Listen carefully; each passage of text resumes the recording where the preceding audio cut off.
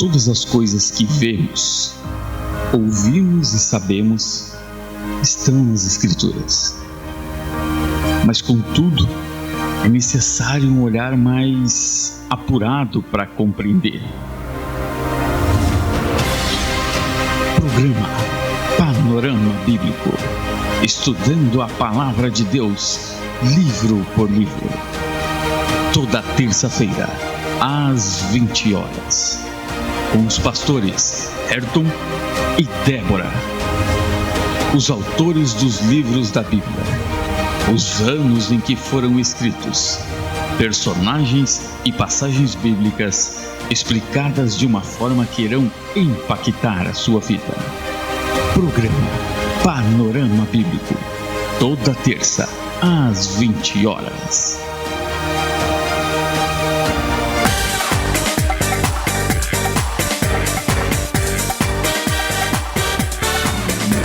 Paz, amados do Senhor, paz seja convosco, Maranata, glória a Deus, aleluia, ouvinte abençoado, Deus abençoe. Dá um alô aí, pastora. Boa noite a todos, mais um encontro do Panorama Bíblico, estamos aqui hoje. Até a gente precisa dar uma comentadinha se o barulho ficar hoje um pouquinho temos trilha diferente. Sonora. Nós temos uma trilha sonora diferente, nós temos o ensaio da igreja hoje, pro Dia dos Pais. Então, se ficar um som diferente, pastora, só para informar, né? Só para informar o ouvinte que hoje tem trilha sonora ao vivo. Ao vivo, vê como é chique? Então, todos preparados hoje para mais um Panorama Bíblico? Pastor, onde nós vamos começar hoje? Hoje nós vamos começar em Gênesis capítulo 7. Hoje nós vamos começar a viajar na Arca de Noé. Ô, glória, vamos para a Arca. Hoje nós vamos navegar na Arca de Noé. Nós vamos navegar junto com o Noézinho, com a família dele.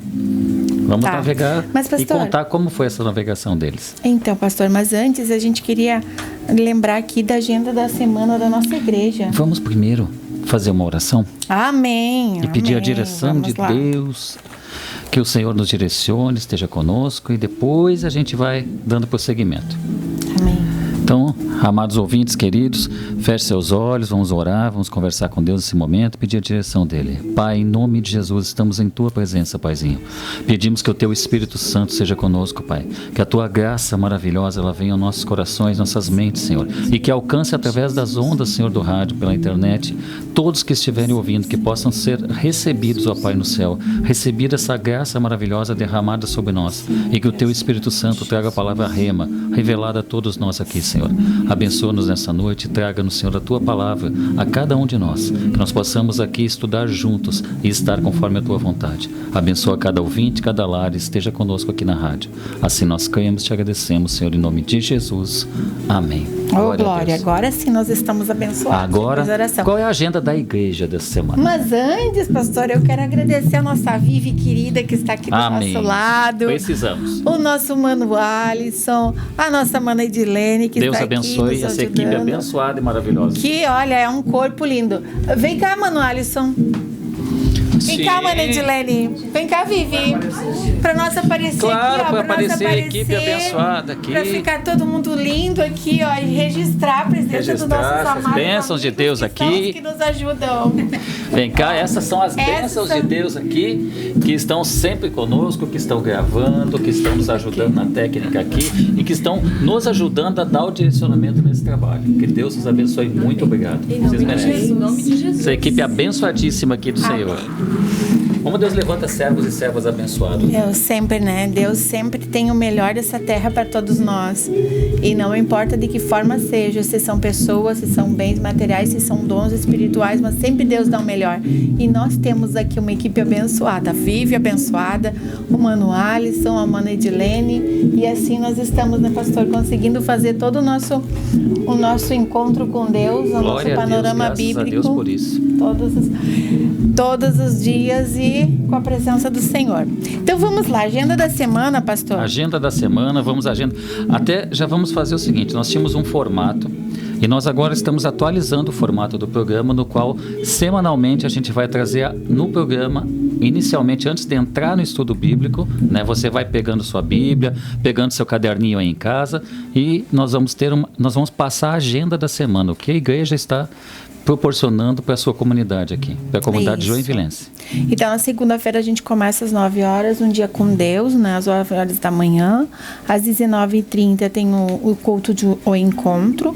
Às 21h45 tem a oração dos GPs. E às 19h30 tem o Clube 316. Daí toda a última segunda-feira do mês aí tem o encontro dos homens. Que é o grupo de homens. O grupo de homens não é toda segunda-feira, né? Na última segunda-feira do mês.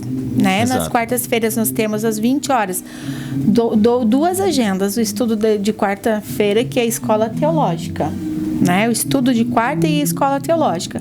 Na quinta-feira nós temos às 20 horas o 2A, que é o encontro do grupo dos adolescentes, adolescentes abençoados. Amém. E sábado às 18 horas nós temos os cultos dos surdos, e às 20 o esconderijo, que daí é o grupo de jovens. E nos domingos, às 9h30 da manhã, é Manhã com Deus, que é o culto, e às 18h30 é o culto da família. Ressaltando que antes nós tínhamos 3 cultos na igreja. Isso. Nós tínhamos o culto das 5 horas, aliás, das 17 horas, e o culto das 19. Agora nós temos apenas o culto das 18h30, né? Que até foi perguntado agora há pouco. Ainda tem os 3 cultos? Não. Agora foi formatado de uma outra forma também. Então tá, pastor, vamos viajar na Arca de Noé hoje. Vamos embarcar na Arca. Deus o livre ficar sem salvação. Relembrando a semana passada, pastor, o que nós estudamos a semana passada? Nós estamos aqui em Gênesis 6, nós vimos a maldade humana. Nós vimos que Deus anunciou o juízo que ele traria sobre a maldade, porque a iniquidade do ser humano ela aumentou de tal forma que somente Noé e o núcleo familiar dele que estavam de acordo com a palavra de Deus. Pensa numa humanidade que havia crescido, que havia aumentado em número, que havia se multiplicado sobre a terra, que havia crescido em número, e somente só uma família permanecia firme nos mandamentos de Deus, só uma família permanecia temente ao Senhor. Todo o resto da humanidade, aqui não é apenas 1, 2, 3, era humanidade, toda a humanidade corrompida. Toda a humanidade, ela foi indo semente a semente do mal sendo multiplicada no gênero humano. E somente uma família permaneceu fiel a Deus. Então Deus vem e traz o juízo. Ele disse, isso não me agrada. De maneira alguma eu vou permitir que essa semente se multiplique mais. Eu vou acabar com tudo que está acontecendo até aqui e vou refazer o projeto. Isso. Então hoje a gente vai para Gênesis 7. Gênesis capítulo 7. Né, pastor? Queres que eu leia hoje, pastor? Deus anuncia o juízo que viria e agora nós vamos ver como ele aconteceu.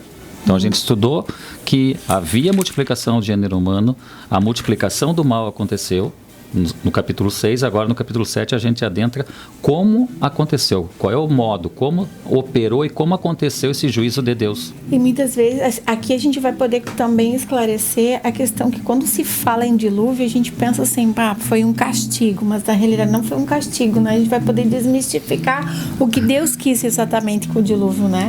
E o dilúvio foi, na verdade, assim, a lei da semeadura, né, plantada por Jesus, é o que nós temos aqui, o mundo antediluviano. O mundo antediluviano, ele semeou o mal e multiplicou. Ele não apenas plantou o mal, ele foi semeando, ele foi regando, ele foi multiplicando essa criação do mal. Então, como diz, assim como fazendo uma analogia com a salvação em Cristo Jesus, né, o mundo se dá em casamento, casam, Deus não existe, Jesus não vai voltar, e de repente, assim como aconteceu, isso está predito aqui nos evangelhos, assim como aconteceu, casavam, se dava em casamento, e não tem dilúvio, não existe dilúvio. Então a arca, a figura da salvação em Cristo, o mal vai sendo multiplicado e as pessoas não se dão conta, eles dizem, não existe Deus, não existe nada disso, não vai vir dilúvio, e assim vai ser a vinda de Jesus. Jesus vai vir para buscar sua noiva, para buscar a igreja, e as pessoas não creem. Quantas pessoas que a gente fala, a gente conversa, hoje, nos dias de hoje, a gente chega, conversa com elas, mostra para elas no Evangelho que Jesus vai voltar, quem é Jesus, e elas não creem. Elas riem, elas brincam, elas debocham. Até tem um hino antigo da nossa conversão que dizia assim, como relâmpago que mostra assim, no ocidente. Como um relâmpago que sai do oriente e se mostra no ocidente. E assim deve ser. a vinda do Filho do Homem. E é assim que vai ser. É bíblico e vai ser assim. Né? Vai ser assim. Amém. A tristeza de muitos e a alegria de poucos. Tá, e pastor, então a gente vai fazer assim, ó, o que tu acha de a gente pegar e ler até o número 12, o versículo 12, do 1 ao 12, a gente vai fazer o comentário e depois a gente termina, são 24 versículos, né? Então a gente pode dividir o dilúvio em duas partes. Aí quando eu digo que a pastora é didática até do pensamento, ela diz que não é verdade, mas nós temos a prova registrada nesse momento, graças a Deus. Vamos lá então. Amém. Ainda bem que ele é meu esposo. Vamos lá, o dilúvio. Então, no capítulo 7 começa assim: E o Senhor disse a Noé: Vem tu e toda a tua casa para dentro da arca, pois a ti eu vi como justo diante de mim nesta geração. De todo animal limpo, toma para ti de 7 em 7, o macho e a sua fêmea, e os dos animais que não são limpos, de 2 em 2, macho e sua fêmea. Das aves do céu também de 7 em 7, o macho e sua fêmea, para manter viva a semente sobre a face de toda a terra. No 4, pois em mais 7 dias eu farei chover sobre a terra, 40 dias e 40 noites, e de toda a substância viva que eu fiz destruirei da face da terra. E Noé fez de acordo com tudo que o Senhor lhes ordenou. E Noé tinha 600 anos de idade quando o dilúvio das águas veio sobre a terra. E entrou na arca Noé e seus filhos e sua mulher e a mulher de seus filhos com eles, por causa das águas do dilúvio,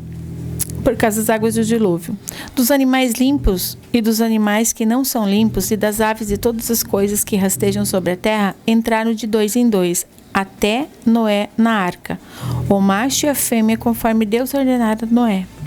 E aconteceu que, depois de 7 dias, as águas do dilúvio estavam sobre a terra. No ano de 600 da vida de Noé, e no segundo mês, o 17º dia do mês, no mesmo dia de todas as fontes, o grande abismo foram rompidas, e as janelas dos céus foram abertas, e a chuva esteve sobre a terra 40 dias e 40 noites. Paramos Glória agora no a Deus. 12. Então, pastor, o que Deus quis nos ensinar com isso? Capítulo 7, versículo 1. Primeira coisa, o que eu aprendo aqui? Começa aqui. Então o Senhor ordenou a Noé: entra na arca, tu e toda a tua família, porque és o único justo que observo diante de mim no meio desta geração. Então, dentro de uma geração inteira, de toda aquela humanidade que estava até ali, a justiça habitava apenas num homem, habitava apenas numa família, num núcleo familiar. Então, por que ele era justo? Ele era justo porque ele observava os estatutos de Deus. E orava e buscava. Ele buscava a face do Senhor. Ele era diligente.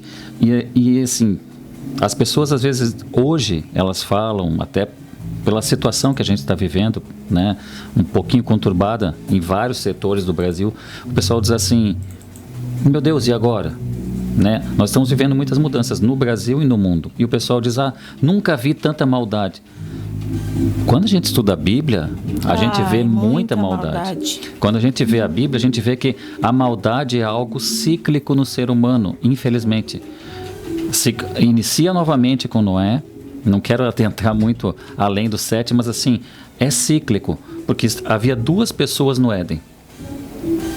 Vem a serpente e utiliza de uma artimanha para que um único mandamento, não comerás da árvore do bem e do mal, um único mandamento seja burlado, um único mandamento não seja obedecido. Exato. Então, em 2 pessoas, 50% já foi corrompido, e esse 50% corrompeu a mais 50%.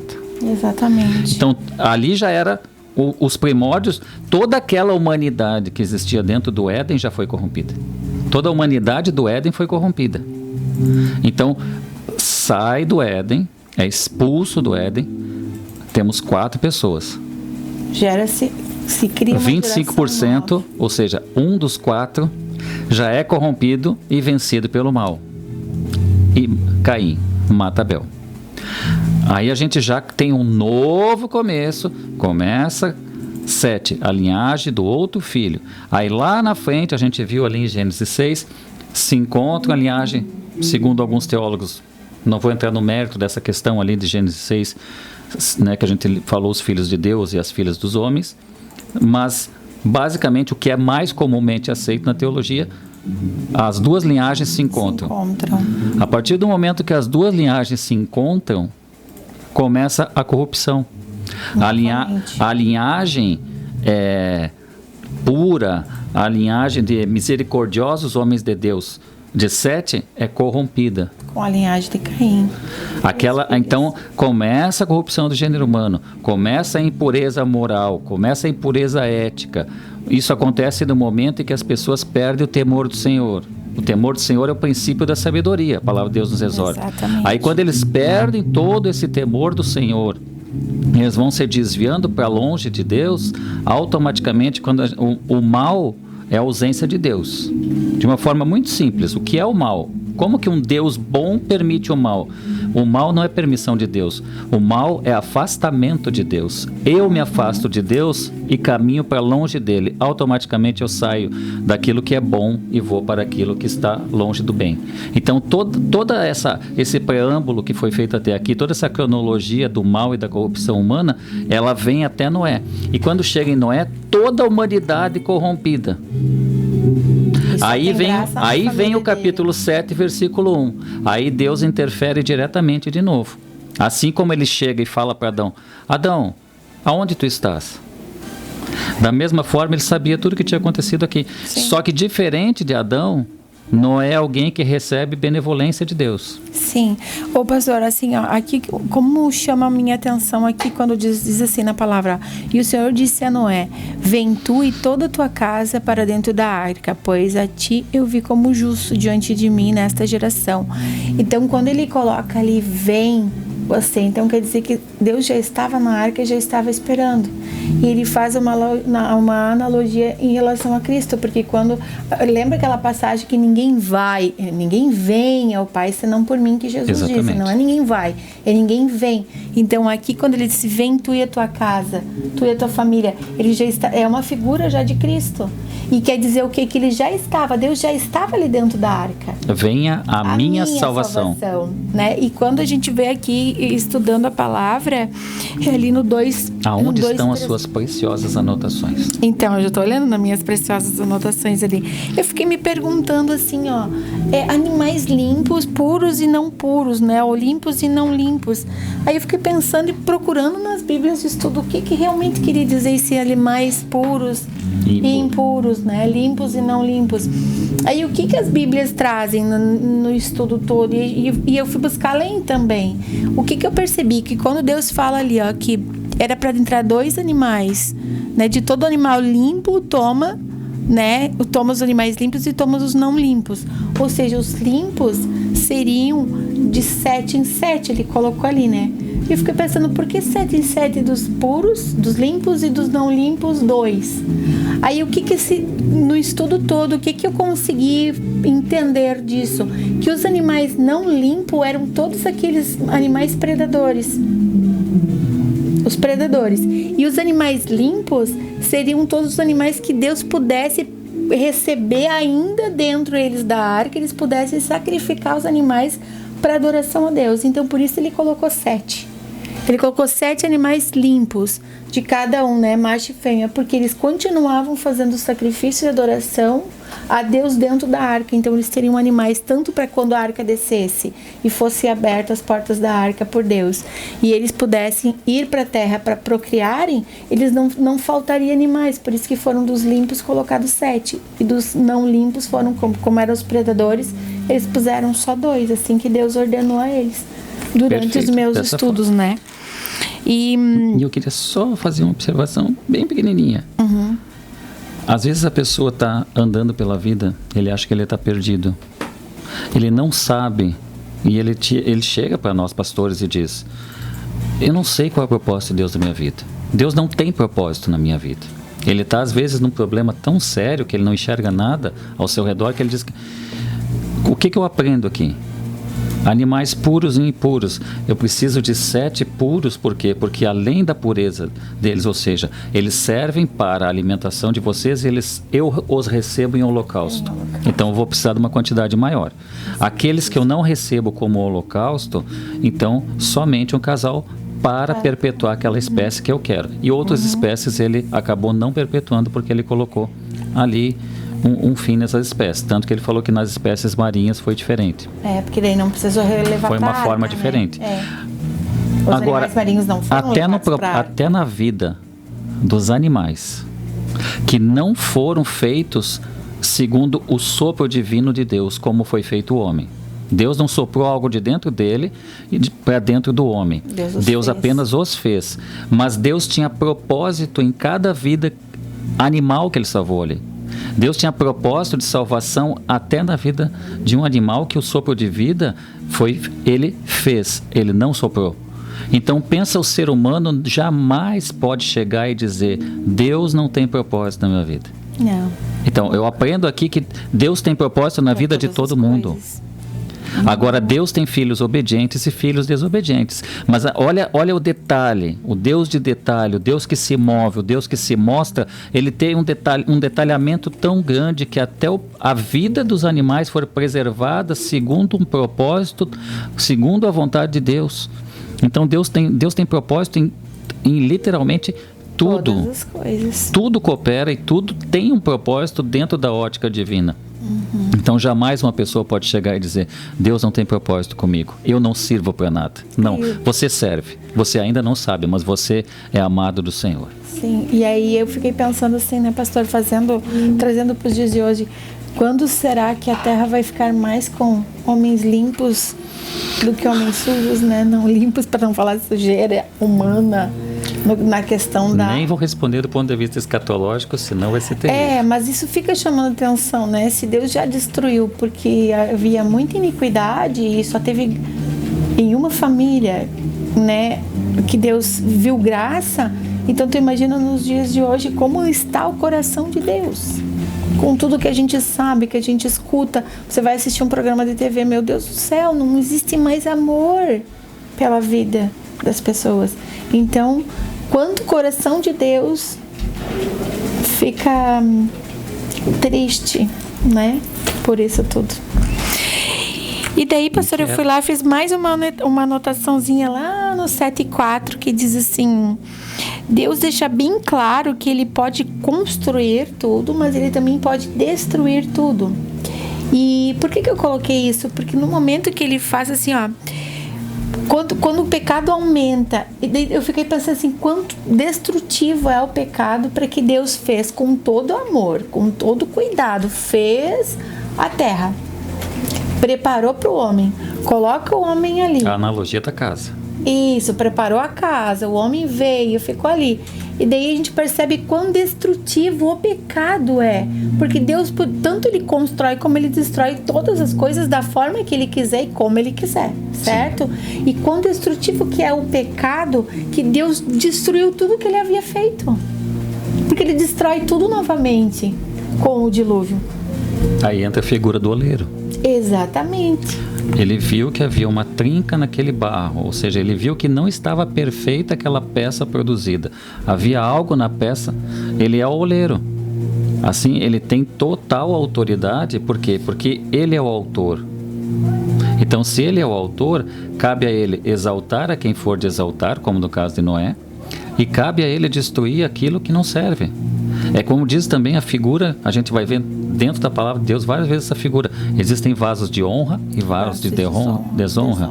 Então, dentro da casa de Deus, nós temos que procurar ser um vaso de honra.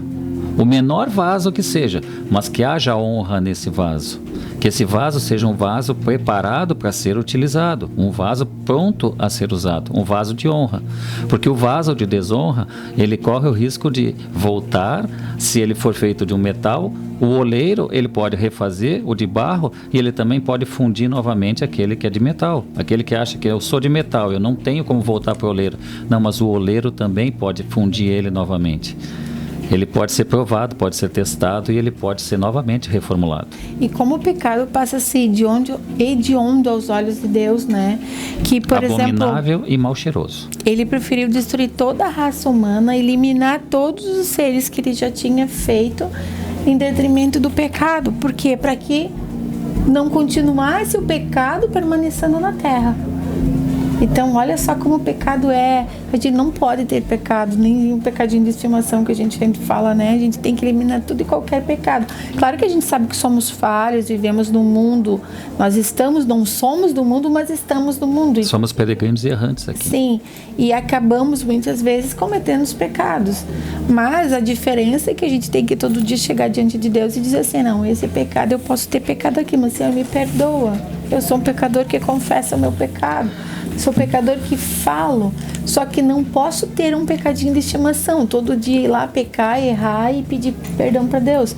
Mas aqui mostra que para que o pecado não continuasse contaminando a terra, Deus destruiu tudo, né? E veio o dilúvio. Eu não ia ir muito adiante, por isso que eu fui falar e eu voltei, mas eu vou falar rapidamente. Por isso que Davi era um homem segundo o coração de Deus. Exato. Porque não havia perfeição nele, mas ele reconhecia a imperfeição dele. Ele era segundo o coração de Deus porque ele era alguém que reconhecia o quão falho ele era, mas ele chegava diante de Deus com o coração rasgado, contrito, dizendo, Senhor, eu errei, mas não afasta de mim o teu Espírito. Exatamente. Senhor, eu sou falho, mas eu não sou nada sem ti. O meu pecado não pode me afastar de ti. Então ele chegava diante de Deus com o coração rasgado, reconhecendo o erro dele. Então ele era um pecador arrependido. Como todos nós temos que ser pecadores arrependidos. Não tem um pecadinho de estimação. Sim. Solta a coleira dele, manda esse bicho embora e não anda com ele para cima e para baixo, porque vocês dois juntos vão acabar no lago de fogo e enxofre. E quando Deus destruiu ali a terra, né, com a água do dilúvio, a próxima será com fogo, né? A próxima não vai ser muito agradável. E vai ser um pouquinho quente. E outra questão também, né, pastor? A gente não deve nunca esconder o pecado da gente, né? Porque muitas vezes as pessoas escondem o pecado e acabam se contaminando cada vez mais. A confissão do pecado diante de Deus é o primeiro passo para o arrependimento. É reconhecer o pecado. Enquanto não se reconhece ele está escondido em nós. Ele passa a ser parte de nós. O problema é quando o pecado só começa a ser um arrependimento amargo, verdadeiro, quando eu tenho abominação por ele. Eu tenho abominação por pecar. Da mesma forma que o meu Deus tem. Enquanto eu não abomino o pecado, e ele para mim é aceitável, jamais eu vou mudar. Pastor, eu também fiz umas anotações. A gente trabalha, né, há anos a gente trabalha em centros de recuperação, a gente já trabalhou nesse embate, conversando com as pessoas, dialogando com elas sobre o pecado. Então a gente tem essa ciência de que a Bíblia traz isso e na prática também faz parte do processo a pessoa chegar diante de Deus e confessar. Uhum. E assim, ó, que quando eu fiz a leitura do 7:5, eu fiz algumas anotações. Por exemplo, assim, por que Deus escolheu Noé? Pela retidão e obediência de Noé à palavra dele, né? Porque ele determinou e assim Noé fez. Outra coisa que também me chamou bastante atenção, Noé fez tudo conforme Deus ordenara, ele não acrescentou nada, ele não colocou nem nada, ele fez exatamente como o Senhor determinou. Outra situação que eu consigo observar, ele permaneceu no caminho prescrito, ou seja, ele nada acrescentou, nada mudou, nada tirou da ordem que Deus colocou e permaneceu fiel à ordem que ele ouviu. Então, o que ele ouviu de Deus, ele fez. Então, ele foi extremamente obediente a tudo que Deus tinha ordenado. Ele nunca questionou. Exato. Nunca questionou e nunca saiu daquela ordenança. Ele passou mais de 100 anos no mesmo propósito. Exatamente. Às vezes Deus fala com alguém e passou alguns dias, alguns meses. Nós já vimos isso acontecer. Passou alguns dias, passou alguns meses, a pessoa já diz: meu Deus, Deus me abandonou. Deus me disse para fazer e Deus não é comigo. Mas Noé passou 100 anos num propósito, 100 anos sem murmurar, 100 anos, e Deus chegou e falou para ele, mas a família dele, o núcleo de família dele era tão amoroso que eles abraçaram juntos com Noé. Porque Deus chega e fala: Noé, então era para ele, vinha por ele, a bênção vinha por ele, pelo pastor da casa, pelo marido. Mas eles todos abraçaram. E eles se mantiveram firmes naquele propósito. E outra coisa que chama também a atenção é que, assim, ó, por mais que ele fosse idoso, ele já tivesse uma idade avançada, ele passou 1/3 da sua vida após o dilúvio. Ele viveu mais 1/3 da vida dele após o dilúvio, né? E ele tinha quase 500 anos quando ele começou a pregar o dilúvio. E ele ficou 120 anos pregando sobre o dilúvio até que ele viesse, né? Longe. Quantas pessoas que nos questionam? Quantas pessoas que nos dizem, há quanto tempo o Senhor vem e não veio ainda? Pastor, nós precisamos fazer um intervalinho. Amém. E já chegou o nosso horário do nosso intervalinho. Já está na hora. Vamos lá?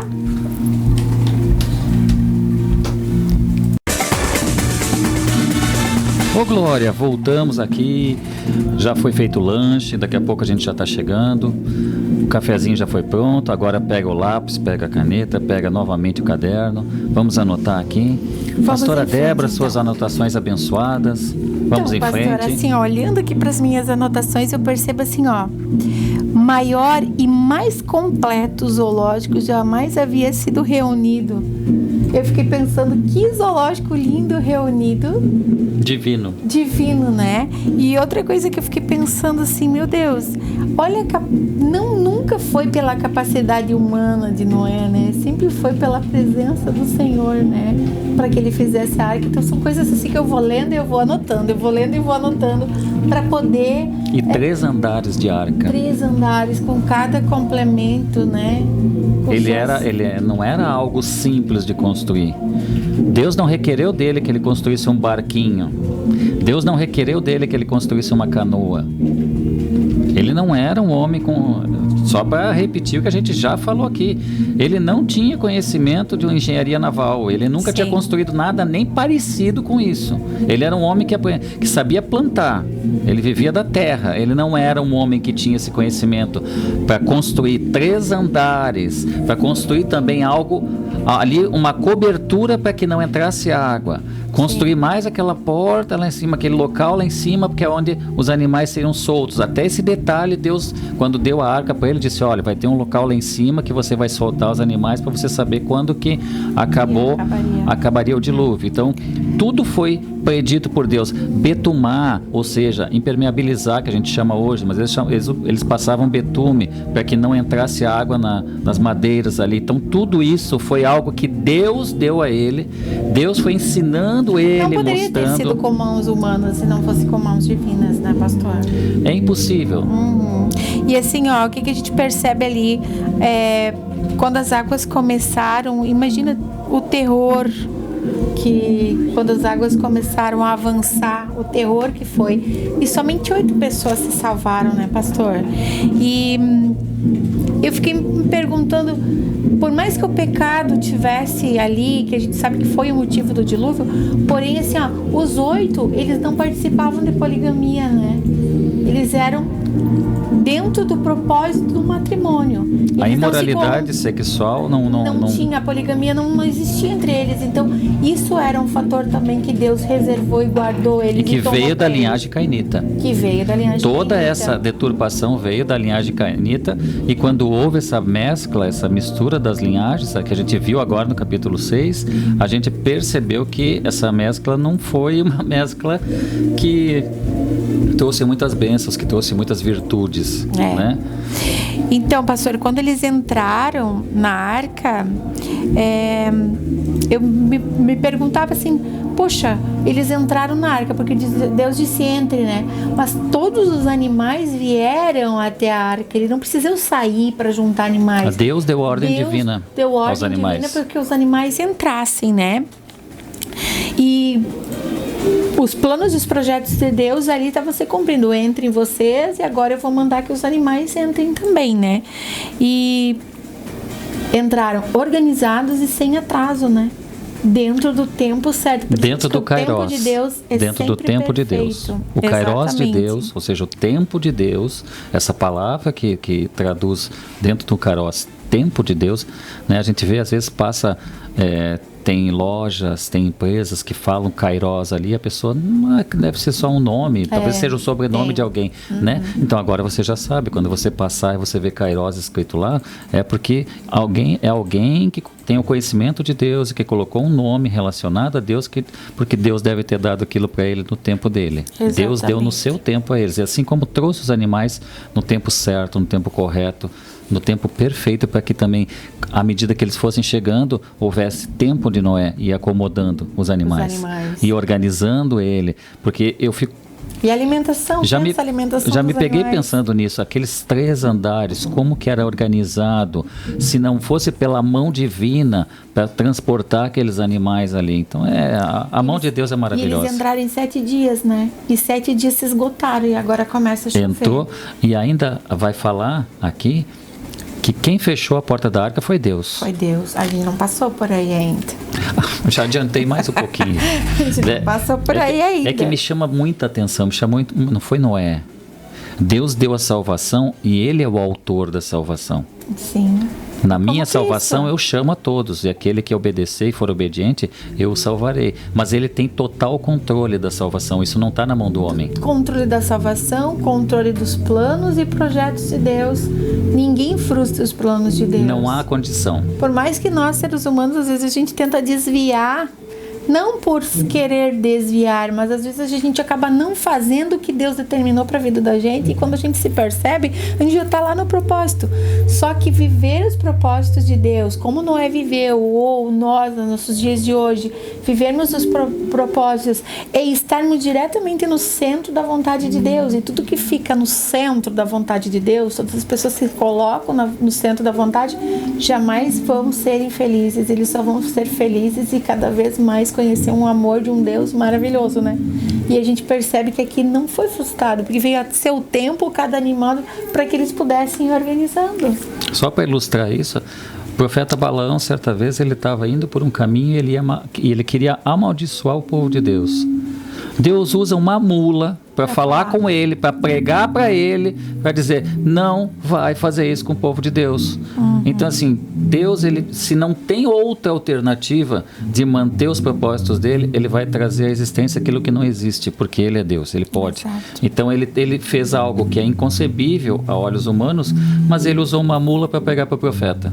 E daí porque ele é Deus. Choveu 40 dias e 40 noites, né, 40 pastor? dias, 40 noites. Mas não foi apenas 40 dias, 40 noites, parou e cessou a água. Tem todo um mas caminhar. Choveram 40 dias e 40 noites, né?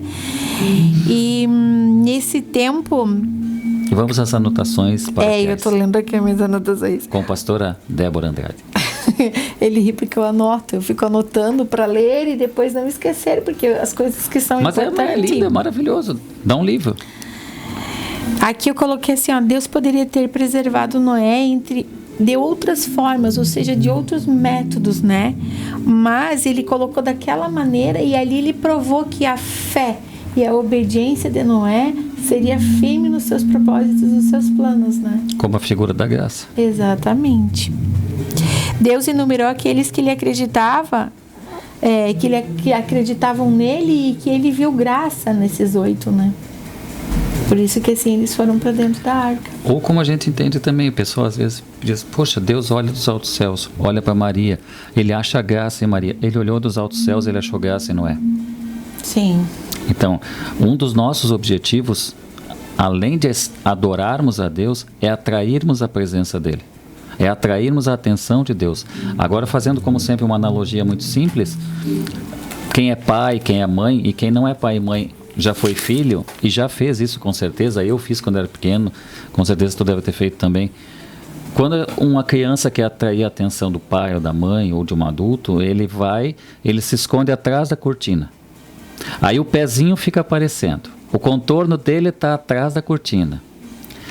E aí, quando ele abre e faz aquele barulho, a gente faz aquela cara de surpresa, porque não é que não sabia que ele estava ali, não é que não sabia o que ia acontecer, mas a vontade dele de chamar a atenção, ela nos traz alegria, nos deixa felizes porque ele quis fazer algo para nós.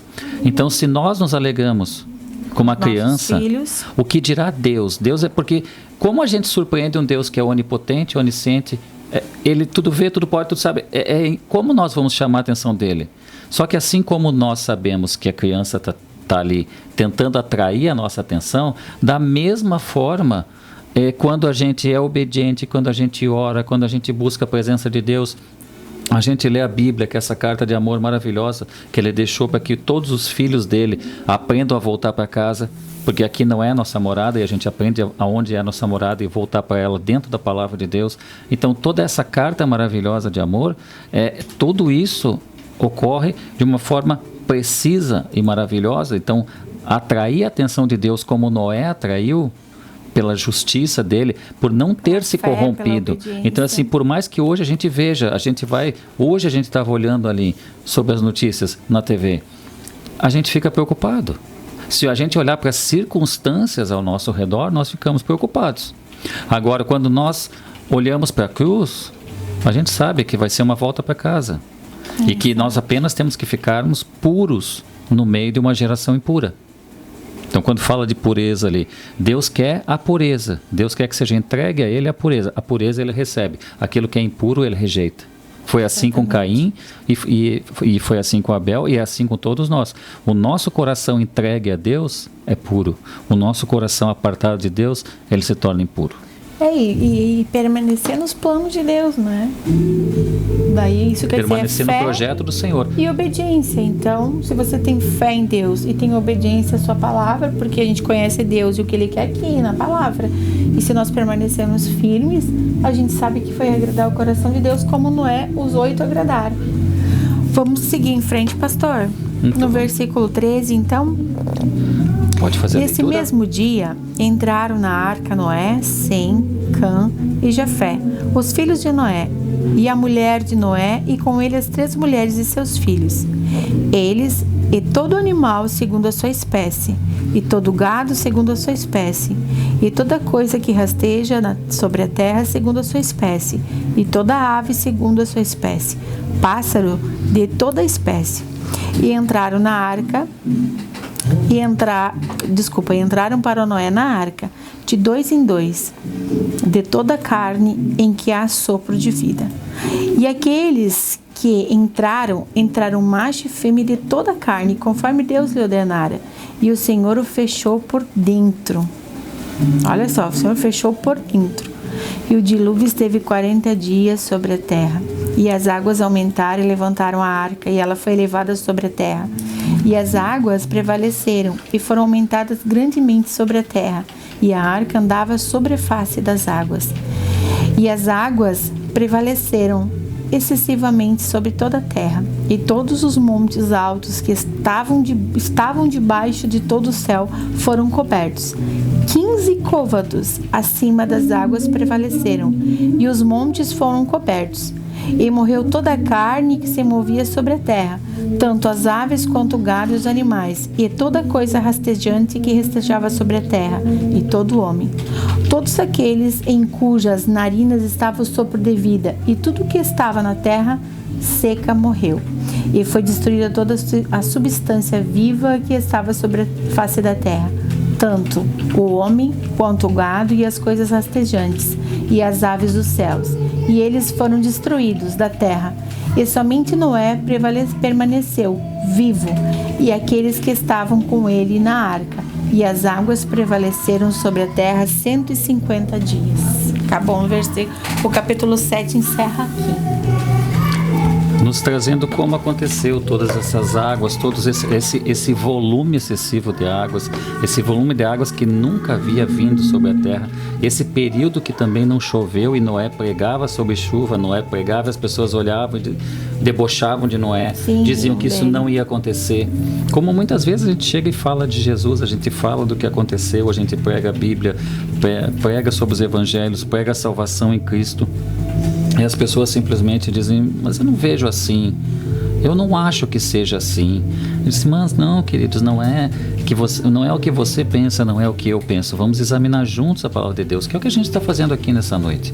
Então, aquele período ali, pense que toda essa chuva, e vamos pensar também num balançar dessa arca, com todos esses animais, uma arca com o tamanho que ela tinha, com 3 andares, balançando para lá e para cá. Ela foi segurada pela mão de Deus. Sim. Se ela não fosse segurada pela mão de Deus, ela não teria subsistido, porque Noé não teve tempo de fazer teste algum. Não teve Isso é outra coisa que chama atenção. Não houve tempo de Noé errar. Não houve tempo de haver um projeto errado. Por isso que Deus desenhou a arca, desenhou o projeto, colocou na mão dele e disse: faça. Ele não disse não, ele não disse talvez, ele não disse o Senhor vai. Ele não questionou. O exemplo de fé e de confiança em Deus de Noé é algo que me inspira. É algo que me inspira todo dia, porque o que Deus colocou na mão de Noé não foi algo simples. E ele nem deu oportunidade a Noé, que Noé pudesse colocar a prova. Senhor, eu fiz, mas será que está certo isso aqui? Quem sabe fazer um barquinho menor, para betumar ele, ver se ele flutua.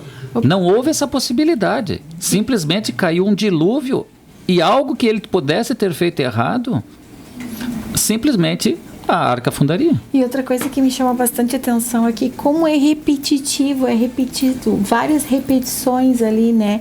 E daí, o que eu penso, por que Deus repetiu tanto a mesma coisa, né? A mesma fala, o Espírito Santo, na realidade, repetiu, para que não fosse visto como um simples fato, mas que fosse levado em consideração o valor do ato do dilúvio, né? Então, por isso a grande repetição, assim podemos reencontrar e ensaiar que o nosso resgate da destruição universal, e não precisamos ter medo ou vergonha de repeti-la, podemos lembrar todos os dias, porque esse ato que nós tivemos de aceitar a Cristo, de estar na presença de Deus, mostra aqui nas repetições que foram usadas pelo Espírito Santo quando Moisés escreveu esse livro, para que não fosse um simples ato, né? Mas que fosse que nós pudéssemos confessar tudo que a gente faz e repetidamente a gente pudesse seguir como eles seguiram aqui.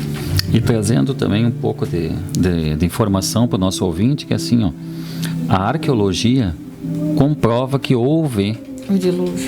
Na antiguidade, que houve um dilúvio, que houve regiões da terra que hoje são desertos, que elas foram alagadas. Sim. Agora mesmo se encontrou próximo das pirâmides de Gizé, ou de Gizé, como o pessoal pronuncia às vezes, no Egito, foram encontrados um cemitério de baleias.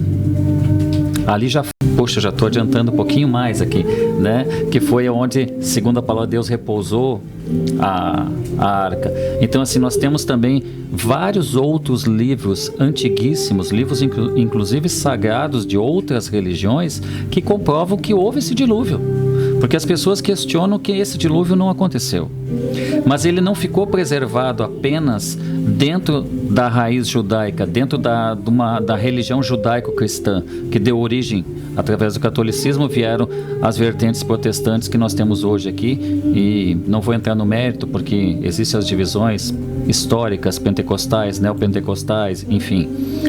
Mas, voltando ao que a gente estava falando aqui, o dilúvio existiu. Sim.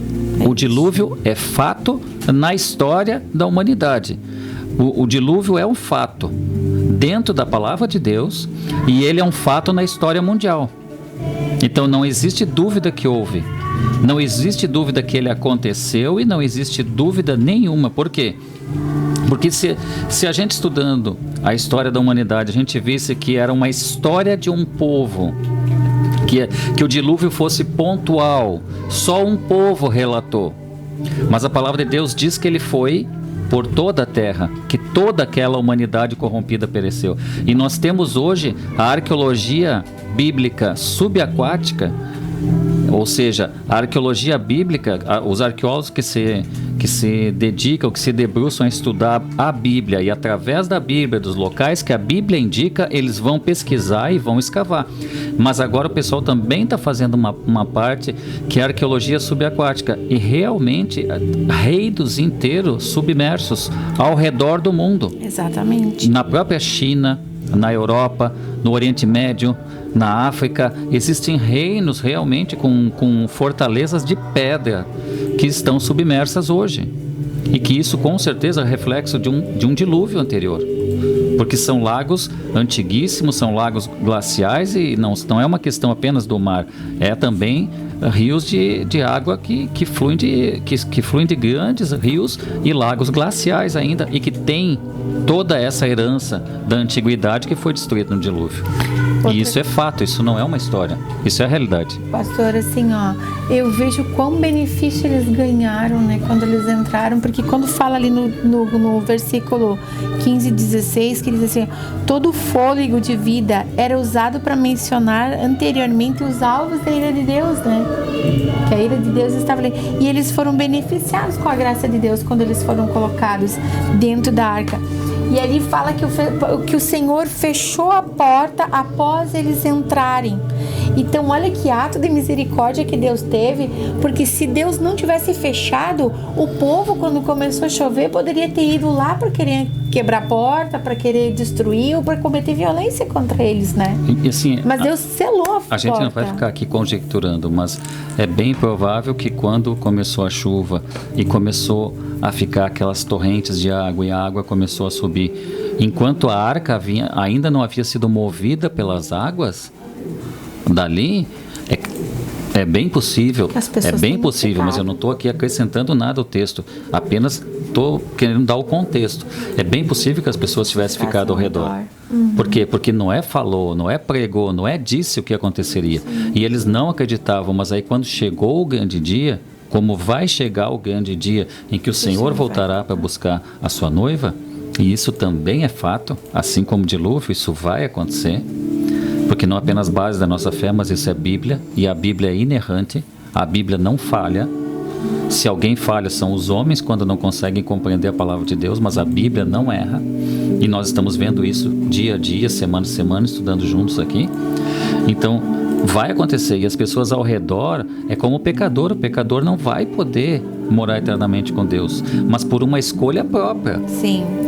Não porque por uma eleição divina que ele não pode, porque Deus chamou, Deus quer todos consigo, mas nem todos dão ouvidos à palavra de Deus. Sim, e ali quando Deus sela a porta, né, coloca, ele resguardou a família de Noé, porque assim, Noé também poderia de última hora ser benevolente e querer abrir a porta para que as pessoas também entrassem, só que Deus não permitiu, ele selou. E ali mostrou que não creu antes, não acreditou em mim antes, ficou. E ali, quando Deus sela a porta, é para que não houvesse mesmo a benevolência de Noé de querer abrir para que o povo entrasse. Então, Deus selou e não adiantou, não tinha o que ser feito, né? Não tinha o que ser feito. Então, nenhum poder no céu ou na terra poderia arrombar aquela porta e que alguém pudesse tocar naquelas pessoas que estavam lá dentro, né?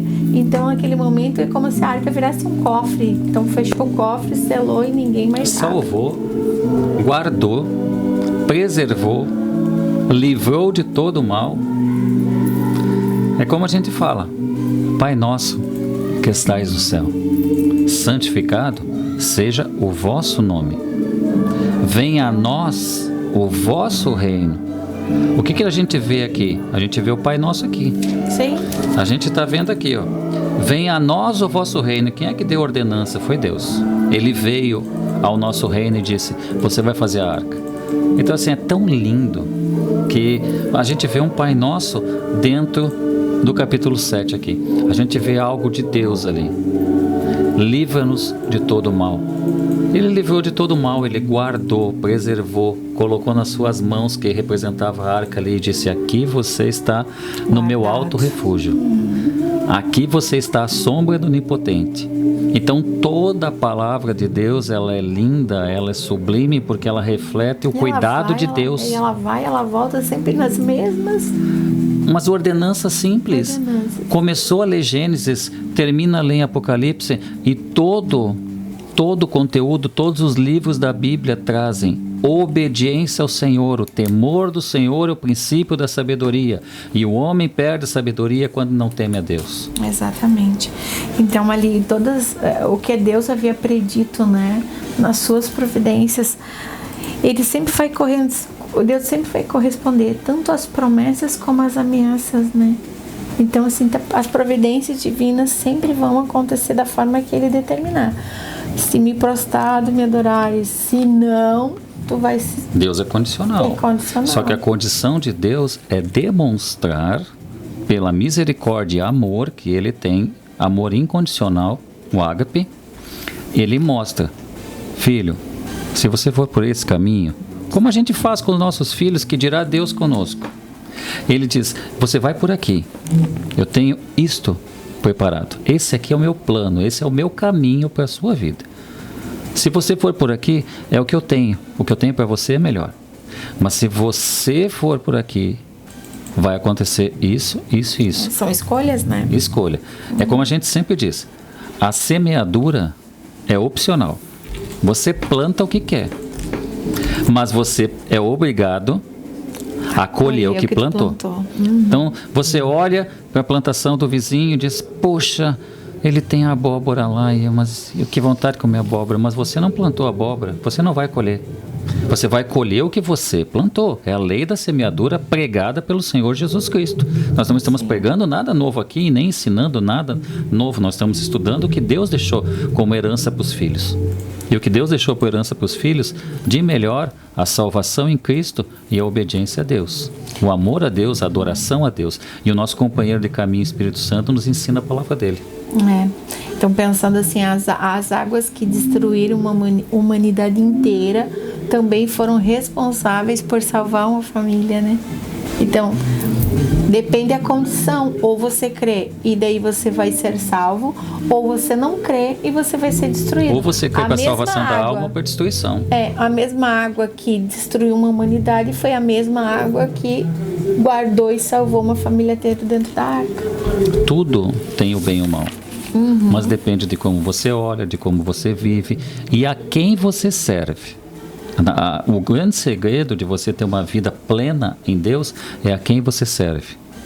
Quais estatutos você segue? Você segue os estatutos do Senhor, chamado Bíblia, ou você não segue esses estatutos? Deus não obriga. Nós não somos fantoches de Deus, nós somos filhos.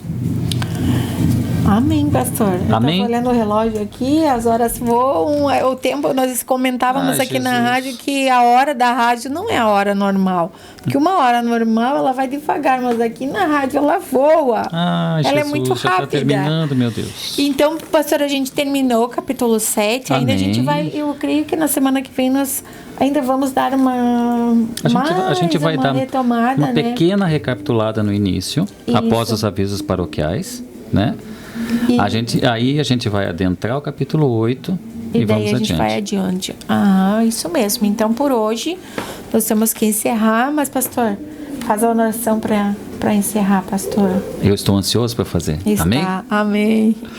Amado Deus e eterno Pai, no nome santo e sagrado de Jesus, te agradecemos por esses momentos com os nossos ouvintes aqui, com nossos irmãos amados que estão aqui conosco, aqui na rádio, Senhor. Nós te damos graças pela vida deles, pela vida dos nossos ouvintes e te agradecemos pelo que o teu Espírito Santo estava aqui conosco, Pai. E eu tenho certeza que em cada lar, cada família que está conosco aqui, que o Espírito Santo está no coração e na mente de cada um, Senhor. Senão nós não estaríamos ligados pelo mesmo Espírito nesse momento. E eu peço que abençoe cada lar, cada família, que a tua graça se mova em cada vida, cada lar e os abençoa, Pai. Te agradecemos por mais este programa e te pedimos que fique conosco. Assim nós cremos e te agradecemos em nome de Jesus. Amém. Até a semana que vem, amados do Senhor. Agradecemos a presença dos ouvintes e por estar conosco. E a semana que vem nós voltamos. Glória a Deus. Amém? Fiquem com Deus e uma boa noite. Amém.